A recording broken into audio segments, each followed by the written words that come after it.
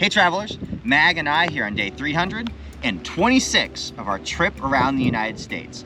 Last night, we finished up in Washington and got ourselves staged here in Oregon. It was a late night, but it was worth it to be able to start things off first thing in the morning here in Astoria. Ai-chan, what does the caching weather forecast call for today? That's right, it's gonna rain all day long, all the way along our route, but it really wouldn't be Oregon otherwise, now would it? For today's route, we have 350 miles to cover. We're gonna be moving along the coast from here in Astoria, shooting through Seaside and Cannon Beach, since we already did that with Truax Outdoors. And once we reach Beaver, we're gonna hook inland. We're gonna bring our day to an end in Salem, Oregon, and I can't wait to show you guys yet another Capitol building. We are going to be staying in the car as much as possible today because actually right now it's pretty light compared to what's coming later this afternoon. Nevertheless, we're gonna be out here adventuring, and when the sights are just too much, we're gonna jump out and show them to you. So come along with us as we drive along the Oregon coast before we hook into Salem, and let's see what our very first day exploring the west side of Oregon has in store for us. Come on, let's go. Our day begins in Astoria, on top of the Coxcomb Hill, overlooking the mouth of the Columbia River. This 30-acre park houses the Astoria Column, which towers at 125 feet above the surrounding landscape. Built in 1926 using concrete and steel, the tower was financed by the Great Northern Railway and the great-grandson of John Jacob Astor, Vincent Astor. The detailed artwork covers the entirety of the column, depicting more than 30 scenes from Oregon history, including Captain Gray's discovery of the Columbia River in 1792 and the Lewis and Clark expedition. The column is hollowed out inside, allowing access all the way to the top. Let's get up there and get a view of the city. All right, we got 200 steps to the top. Let's do this. I did not ask Ai-chan to make this climb with me because I already knew what the answer was going to be. Absolutely not. She hung out at ground level while I spiraled my way up and up toward the top. It has been quite some time since I've climbed to the top of a lighthouse. I can't wait to see the view. Well, there is one thing I can say for sure. It is a very unique view from right here. This is definitely a perch that martial arts master Corin would appreciate. Yeah, it's a pretty long climb up to the top, but at least it's worthwhile to take in the view from up here. You can see all of Astoria. Well, at least on a day that's not fog soup out there. But I'm sure just beyond that layer of clouds, it looks beautiful. Founded in 1811, this port city is the county seat of Clatsop County and the oldest city in the state. When the first settlers crossed west of the Rocky Mountains in the footsteps of Lewis and Clark, this is the city that they came to. The city is named in honor of John Jacob Astor, the founder of Fort Astoria, who established a monopoly in the fur trade, the American Fur Company. There are a number of historically significant items to view here in the plaza, but we came here to see the lightship Columbia, commissioned in 1951. Lightships like the Columbia were vital in guiding vessels across the Columbia River Bar, an area known as the Graveyard of the Pacific, from 1892 until 1979. The Columbia was the last of these ships to be decommissioned on the West Coast, replaced by an automated navigational buoy, which has also since been retired. The Columbia and the buoy that replaced it in 1979 can both be found right outside the Columbia River Maritime Museum.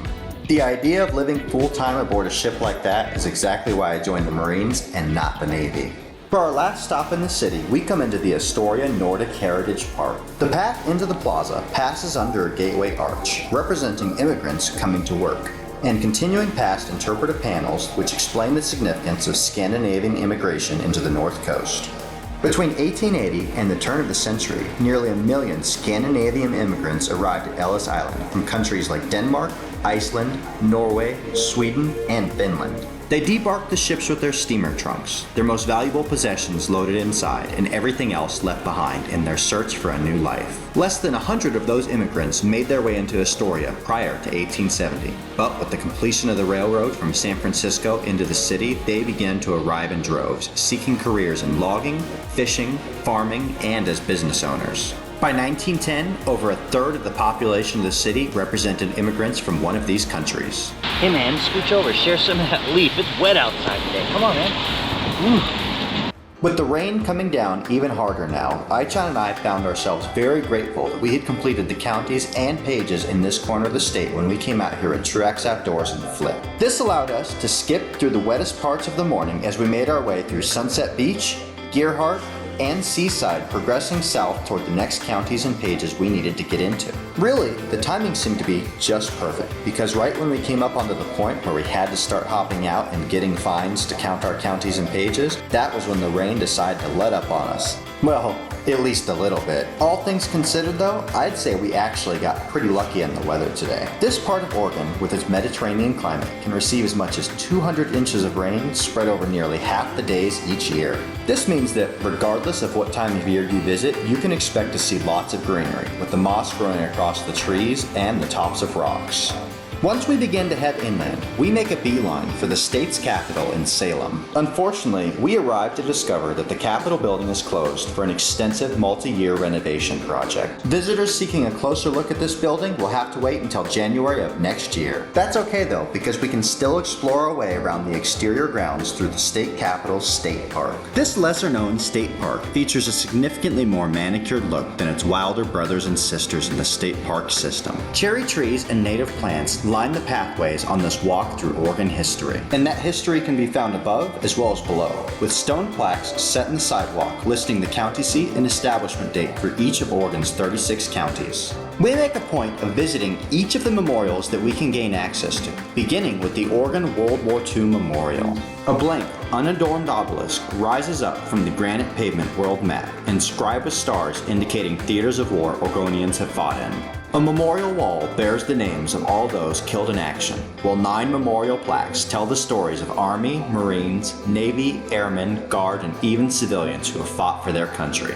Just around the corner, the Oregon State Police Fallen Trooper Memorial, dedicated on June 14th of 2016, recognizes all of the Oregon law enforcement officers who have died in the line of duty. The wall bears the name of 33 officers who have made the ultimate sacrifice in the line of duty.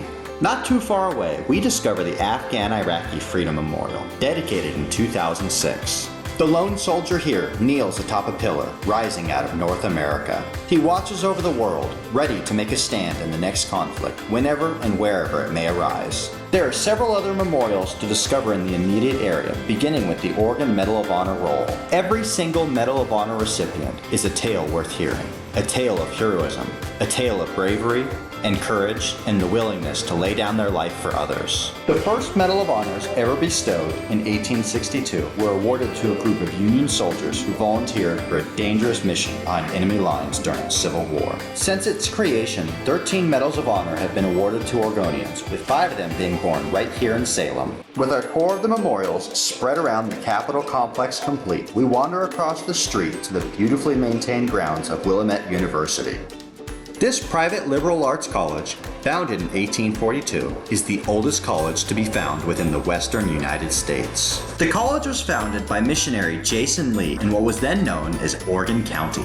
When it first opened its doors to the public on August 13th of 1844, it had a grand total of 5 students in attendance under 1 teacher.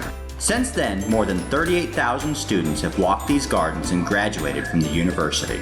With all the rain today, we have made phenomenal time making it into Salem, allowing us extra time to chase down some of these urban geocaches.